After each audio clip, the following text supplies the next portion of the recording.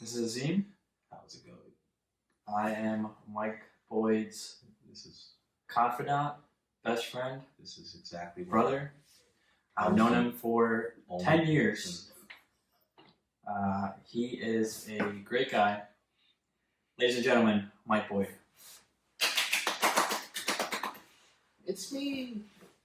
Mike, I'm here to interview you. Thanks. I have a lot of questions. I had no idea at all. I am basically here to talk about your life, your journey, you as a person, you as an artist, you as a visionary. I guess that's the best way to put it. I've seen you do a lot of things in the time that I've known you. You always have a very creative mind, and you're trying to basically do whatever you feel like is what's in right now, which is very cool. Thank you. The last time people saw you, on camera was for the podcast. I also was part of the podcast, but I never really showed up. Yeah, sometimes. But I'm the OG member since me and you are the ones that started it. That's true. You want to talk about, the podcast and how everything went down and the reason as to why you decided to step away from it? Well,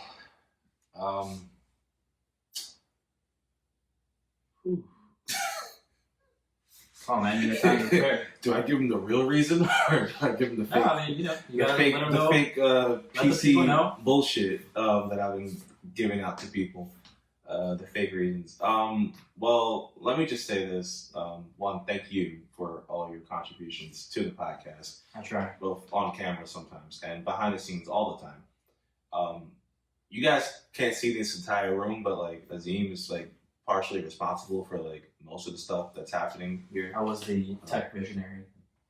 I guess that's the best way. Yeah, like every piece of equipment that I have that I guess now I kind of lost money on. But it's just there, Yeah, but shout out to Oz, and Mercedes and Brie. Yes, her too. But I think the podcast was cool. I like the idea of it. I like the idea of talking and just sharing our opinions on certain things and all that. Like, it was fun. But then I think also because I had to wear like a lot of hats, and not everyone else had to wear a lot of hats.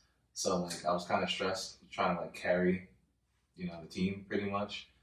And it was kind of frustrating at certain points where like I was like, all right, I'm up 5 o'clock in the morning and I need so and so to do this, so and so to do that, and it's kind of like I guess I put more energy into it than most people, but that's just me. That's because I'm used to like doing that, and I guess not everyone else is used to like really like going for it. Because when I'm all in on something, I'm like all like in. But didn't really mean to shit on all y'all like that just now.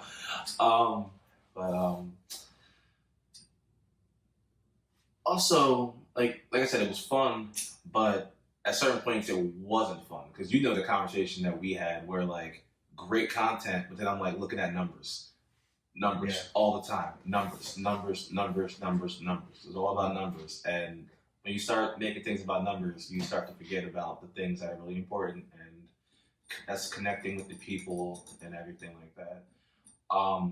Speaking of the people, I did think the podcast was going to work out. I did think that we had a really solid group our last go around. I think like even with your contributions behind the scenes, myself just kind of like holding things together, Oz and Bree, their personalities and everything, I felt like they like when we added Bree to the team, I felt like, all right, like it's go time. Yeah. Like I felt like this is going to be it. Like we got a lot of personalities on screen, and I thought it was going to go somewhere. And what's crazy though? And this is just how much I believed in those two. I invested a lot of money into this shit, and most of it came before the last name change and everything. But yeah, then the whole like having artists come up and everything, that shit kind of pissed me off a little bit, because it's like I knew that was a way to expand our audience, but then it got to a point where we were like the music podcast, and it's like that's not really what we are. I've had people tell me, like, send me shit, and they're like, yeah, I respect your musical opinion. I'm like, yo, I don't know shit. Like, have you heard my shit? Like, I don't know shit. But we met a lot of cool people. We met a lot of talented people. But also I did get kind of stressed out because I wasn't getting sleep. And then on top of like people wanting to come, people wanted to come on the show. I always felt like I was obligated to do so. So like, and I always hated that, because even like regular ass people would be like, yo, show the podcast, like, oh, you gotta have me on. And I'm like, why? Why? Like, what do you do? Like, what, like... Yeah, exactly. And then sometimes, like, we wanted it just to be us. Yeah, the OG crew. So, like, it's kind of hard for us to, you know, kind of fucked up the flow of things for us. Because, like, we want to do our own thing and not really have guests all the time. But also we knew that having guests would benefit us. But also at the same time, we didn't really want to talk to everybody. Yeah. Like, just because you put out a mixtape or put out a project or whatever, it's not like, oh, like, we have to, you know, talk about that. And some people just weren't good. But I'm actually glad that we're done with that. So out of all the name changes, which one was your favorite phase of the podcast? I'm going to have to say... Because you started with... this podcast doesn't have a name yet. You were talking about, yeah, we need to name this or some shit. Yeah, we didn't name it. And then it became Pop Radar. Pop Radar was struggle days. Yeah, I mean, it was just like in the beginning of it, because we just wanted to have a name. Yeah. And we kind of were just like, nobody knew how to properly podcast. We just started talking about whatever we felt was like relevant in the news. So then after that, we had the Real Friends phase, which I think we started picking up because we were getting better at podcasting. And, you know, if we had like a set of topics to talk about, we did that. And, you know, with Oz being in it, there was like nothing that he didn't want to talk about. Yeah. So, surprisingly, even shit that he didn't want to talk about, he talked about. I think like I think the Real Friends was also a really good phase, just because like we were consistent with it and we were just going through like meeting up. And then, like I think we had a couple videos that had like, a couple hundred views, you know? So like that was like more of the successful part when people were like starting to listen to us and all that. But no, it makes sense because then you started interviewing people who were doing music and people just assumed that this was a music podcast. And it's, you know what, just us talking shit. I like the Mike Boyd podcast phase the best because I had the button. Mike Boyd podcast. Shout out Natalie, I love you. It's Out of Pocket was like, I think like, yeah, I mean when towards the end it was just like, because I wasn't around as much, then I mean, it was just all over. Like the fourth rebrand and like at that point it was just like, what are you doing? Yeah, it really didn't really make sense anymore, so that is what it is. So we might come back. The boys may be back. I just talked to Oz. 2020, maybe. Who knows? You may see us. 2020. I still want to do the live thing though, just to like a send off, like just us podcast all together one last time, and then have people come by and just watch us live. Because I promised the world that, and that should never happen. But yeah, I'd be down. We'll see what happens. So why no more music? I know people have been like asking about it. The streets have been waiting. Streets have definitely been waiting. Yeah, I've been waiting. Everybody that we graduated high school with is begging for more music. Oh, Math Class remix. So I feel like as an artist, you know, one of the easiest ways for me to express myself and feelings that I go through has been music. I have been writing songs since, I guess, I stopped actually releasing music. Like the last like real thing I released was like 2013, 2015 ish. So it's been a couple of years, but I didn't want.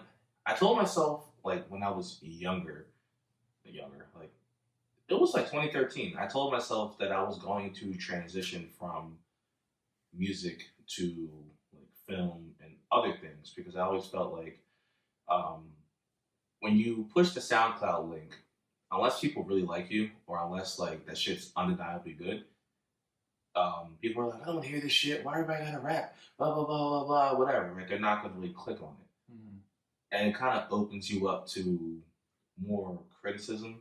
I guess I faced a lot of criticism. Like a lot of shit I put out was like trash. Like my entire discography is the majority of it is like this garbage. But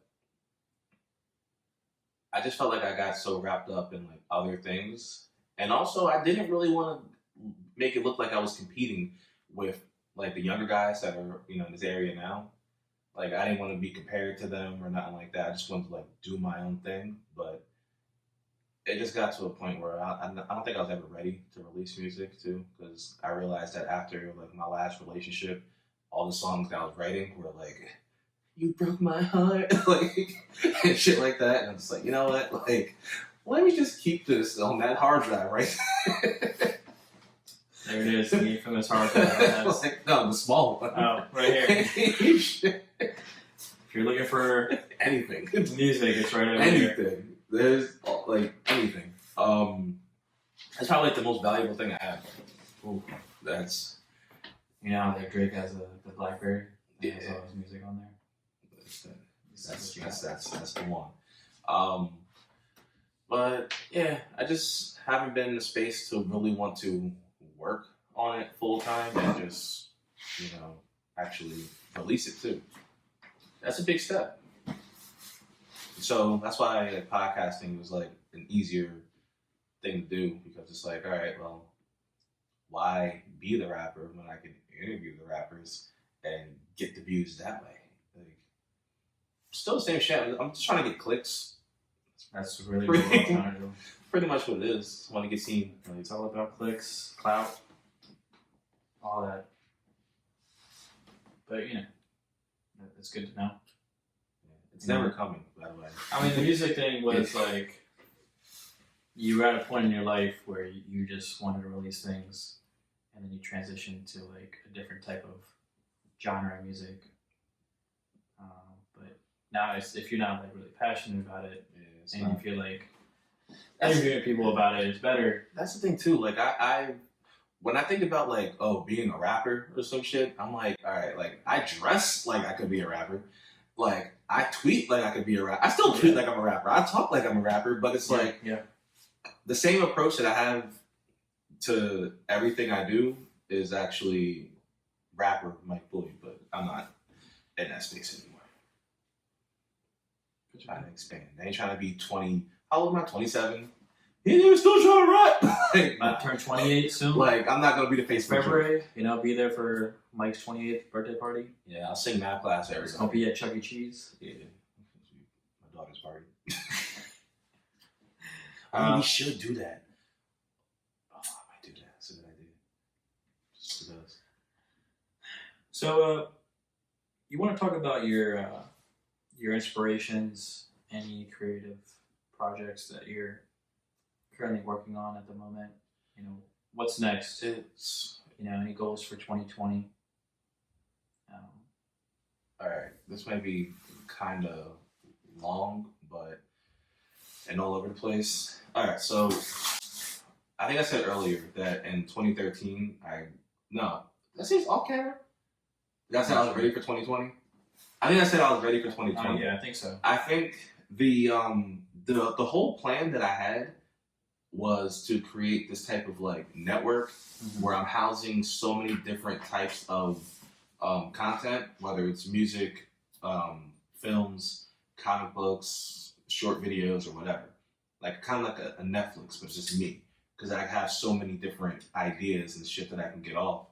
But I thought about this in 2013, And I told myself that I was going to have my own studio space. I was going to have my own production, shit or whatever. I was going to do all these things. And I feel like now, like, I'm finally, like, starting to not only act upon it, but actually just, like, I'm seeing it come to life. Like, sometimes I think about it and I get scared. Because I'm like, oh, shit, this actually might work. My friend Mike is actually helping me with the business part of certain things, just because I'm the type of person where I don't like selling my shit.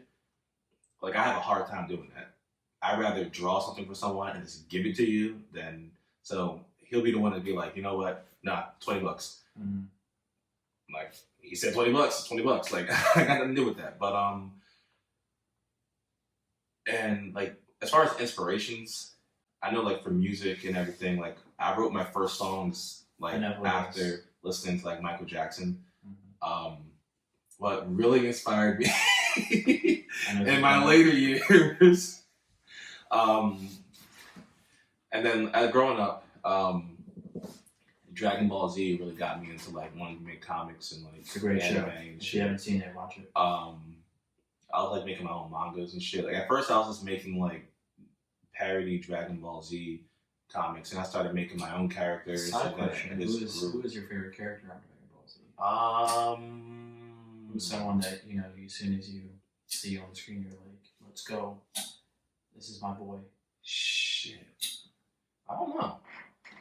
I don't think I liked I like Trunks a lot. Future Trunks. Yeah. I thought it was pretty cool because he had the sword and the little baby jacket. Yeah.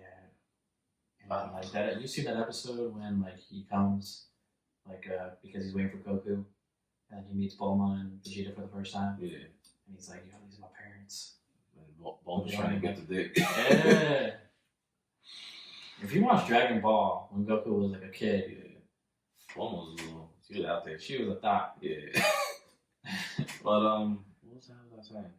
But Dragon Hercule. I like Hercule. Yeah, he was cool too. He was funny.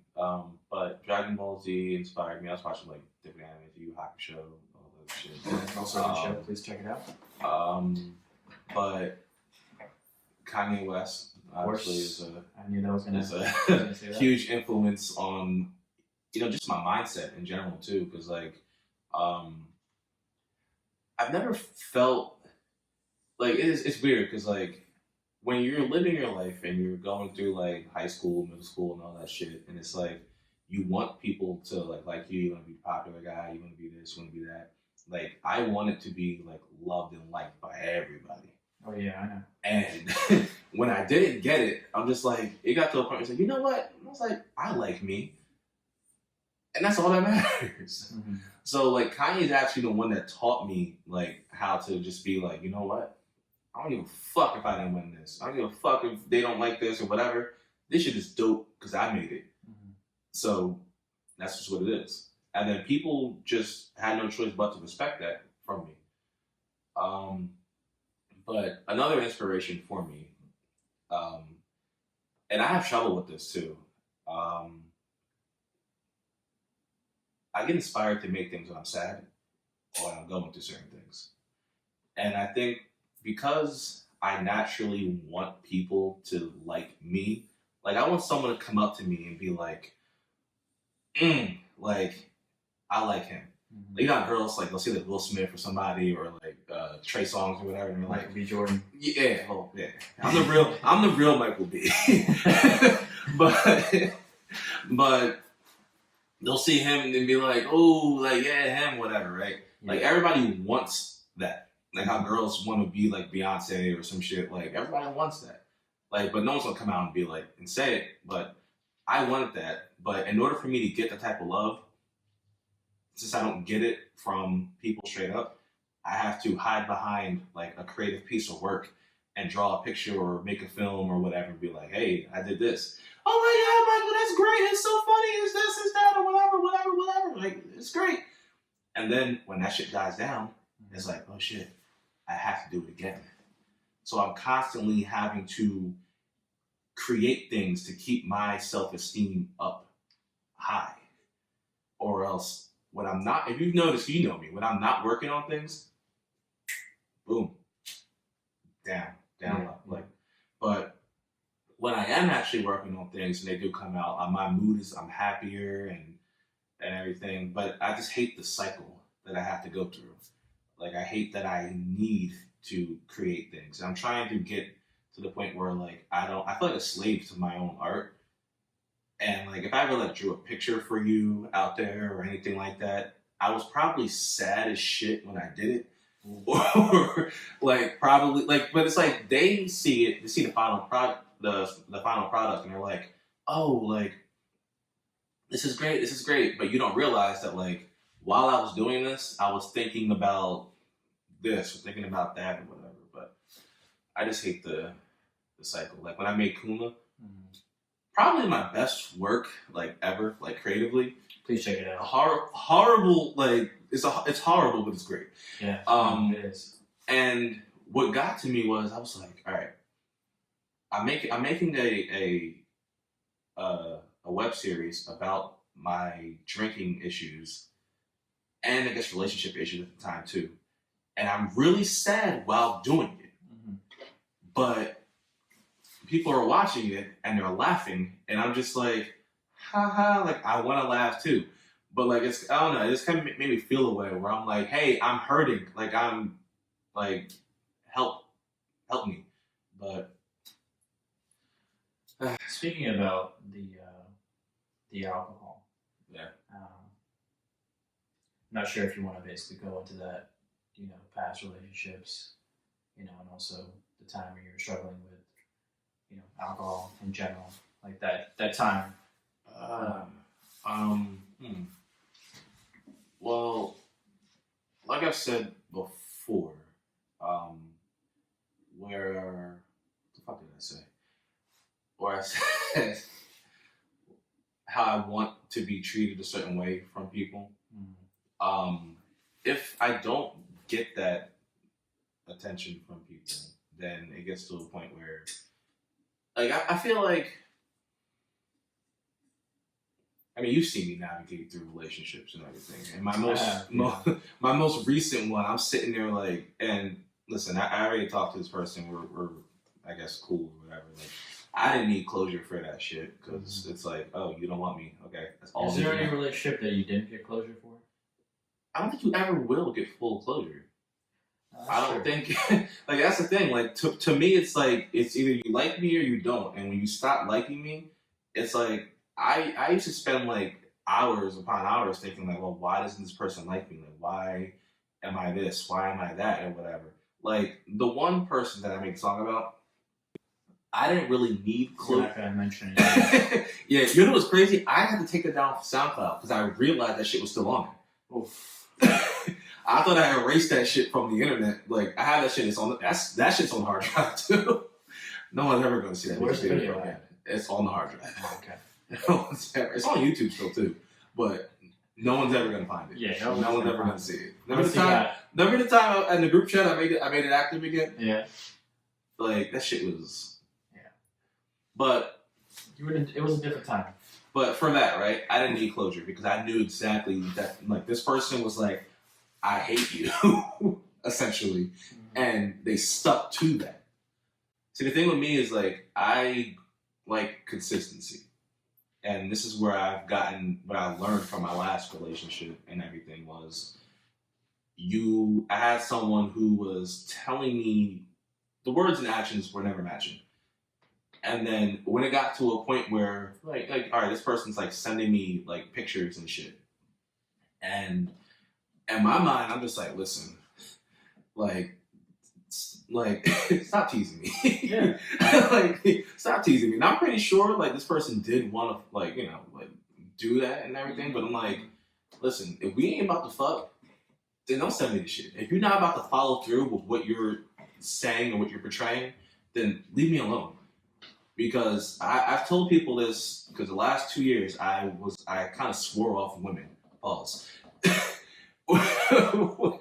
Where I was like, you know what? I want to be alone. I want to stay to myself and just, if I meet someone, I meet someone. If I don't, I don't. And I started getting a little too comfortable with that too, where I was just like, oh, I never got a date again. Like, all I need is some Jergens and I'm straight. But Um, yeah, I never, I just like consistency. And I realized that the most consistent person in my life is me. And I feel like I value myself a lot. I talk very highly of myself. And I feel like if you're not willing to match my energy with how I feel about me, then and this is why certain people aren't in my life anymore. And I try to like preach that, even with my feelings videos and all that. Like I share my experiences with people to help other people.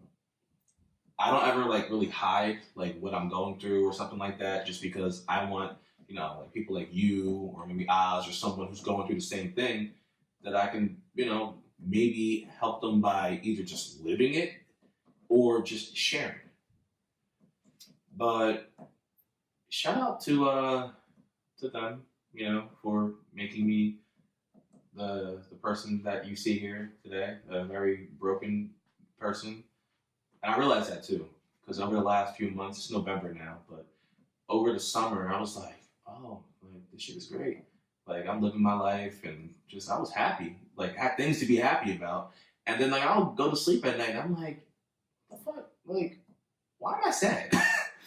And I'm starting to realize there's a lot of issues that I didn't really work on. Because the last 2 years, I cut everything off. But that was the first step. But I didn't really like go into like repair mode or start focusing on this. So now I'm kind of like I'm putting myself out there a little more. I'm not afraid to, because before essentially I was afraid to like give someone a chance or like just allow people like next to me, like because I don't know what people's intentions are. Like I'll meet people, like especially like at work where I spend most of my time at.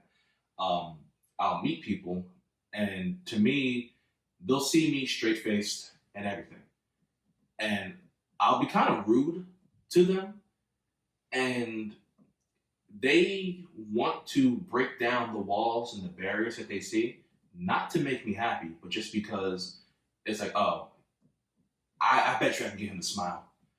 But then now if I smile, I hate you. Because you just made me uncomfortable because I didn't want to fucking smile. Like, so you're going to get the smile, but like, now I don't like you. And now I don't trust you. But there's certain people who, I did allow next to me. And like, shit was cool. And I felt safe.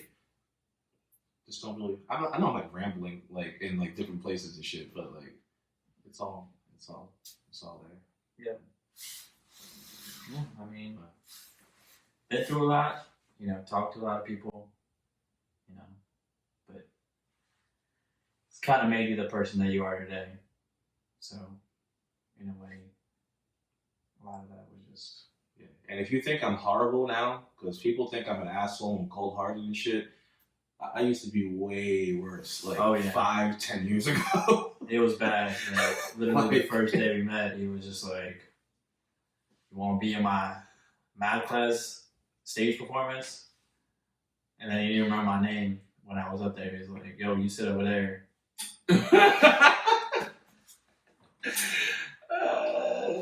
And now look at us now. Besties. Got any relationship goals or any relationship advice to the bachelors out there? Or the bachelorettes. The bachelorettes, yeah. Listen, do I have relationship goals? Alright, like I'm not one of those people that like will see a picture of two people holding hands and be like, ooh, I want that. Because that's like, it makes me feel like sick inside when I start thinking about like love and shit. I think that's just because I have been like closed off and I still kind of am. Like I'm not as open to allowing my feelings for... See, the thing is like when you have like feelings for someone, it gets to a point where like you really like them when you just don't have any control over it.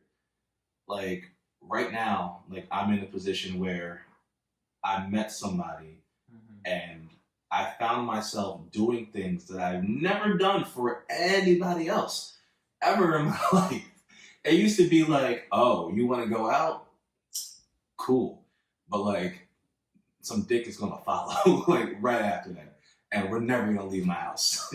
now, I'm like, nah, I want to go outside. I want to see what the world has to offer. Like, I want to go outside with this person. I want to do this, and it's like I realized I was like, oh shit, like oh shit, I really like this person. I'm fucked. But goals in general, I would say, I already have one child. Shout out Swaggy P. Yeah, shout out Swaggy P. We love you, Swaggy P. But Daddy wants you to be a big sister.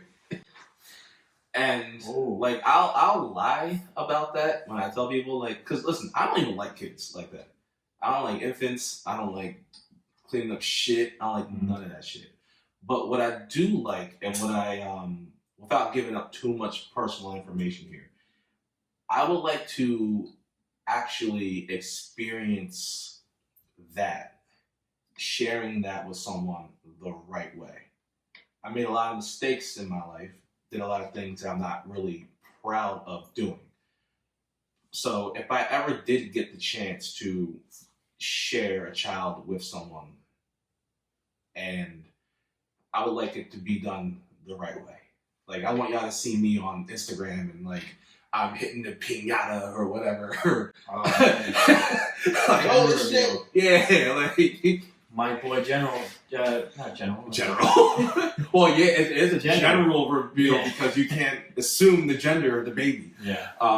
It's 2019. You can't do that anymore. Yeah, not at all. But no, like I would choose, like to, right? It's not a boy or a girl. Let her choose. I would let her. Let her choose. Let it. Is that the right pronoun? Yeah. Yeah. It has to you right now. It's all about it. They, their, it. Yeah. But no, I would like to be able to share. Now, is that a 2020, 2021, 2022 goal? Oh, I don't know. Yeah. That shit could be tomorrow. Like, no, it won't be tomorrow. I'm not in the position right now in my life. You'll be 28 in February, right? Late 20s now. You got Swaggy P. And I'm sure, like you just said, you want to have a bigger family, but you want to do it the right way, which is understandable. Timing and pacing and momentum. Yeah. Like, because a lot of people, they kind of want to rush to the finish line, and you really can't do that. Sometimes you have to just enjoy the moment. Of course. And I've been enjoying a lot of moments, and if these moments create more moments, and just moment after moment after moment after moment, then it's like, all right, you can't predict anything. You can't. You just gotta basically take it day by day, see when it happens. When it's gonna happen, it's gonna happen. Mm-hmm. You know what I mean? It's just you don't know your time when that'll basically be. I'm trying to be like a soccer dad or some shit. Like, got the soccer man. I want to be drop off Swaggy to soccer practice, and then. But no, she don't be in the NBA though. That's right. NBA or not even the WNBA. She's gonna be in the NBA. Yeah, no disrespect to the women in the WNBA, but I want my daughter to have a max contract if she chooses to play basketball. But whatever she wants to do. But I don't have any like real goals. I just want,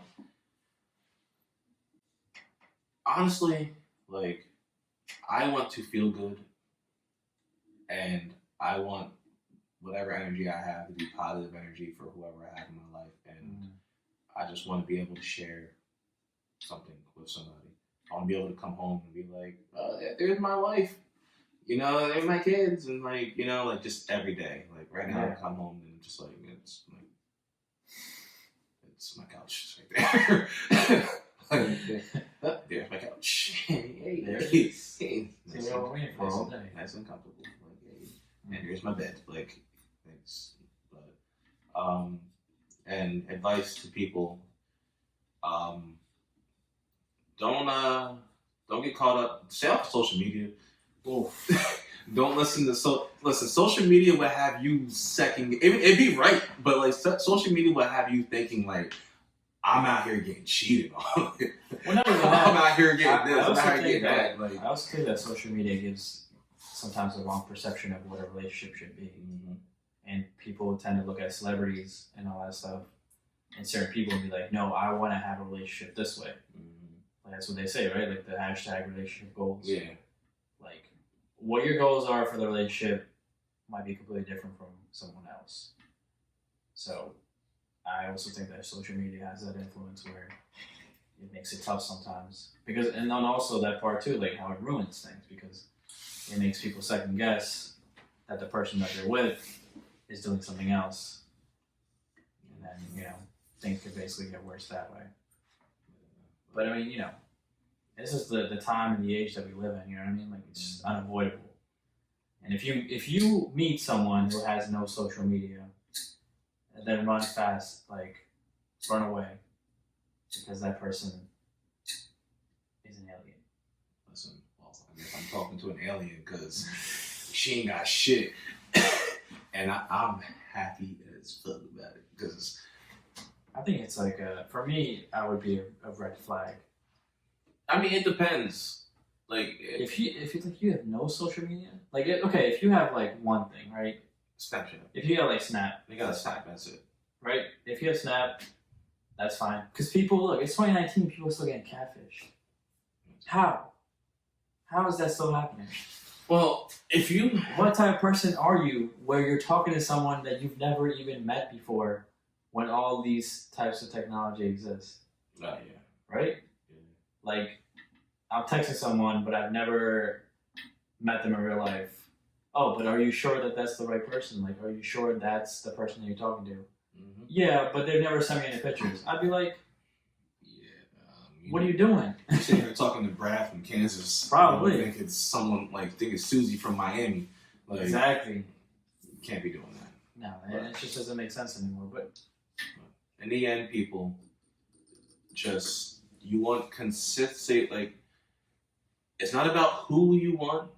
See, who you want and what you want can be two different things. Mm-hmm. You can find the person that you want, but they may not provide what you want. Those things need to match, and it also has to be consistent. That's all you should be asking for from your friends, your family, whatever, is people that make you consistently happy. Yeah. And at the end of the day, it all falls on you, though. You have to make the choices. You gotta surround yourself with people that also make you happy. Yes. Too. You know what I mean? Because if you surround yourself with people who are just, you like tolerate them. You know what I mean? That's like the worst. Look, you don't ever want to basically be that way. Right now in my life, I don't have anyone around me, like in my close immediate friend group or whatever, that I don't like. Yeah, Adam.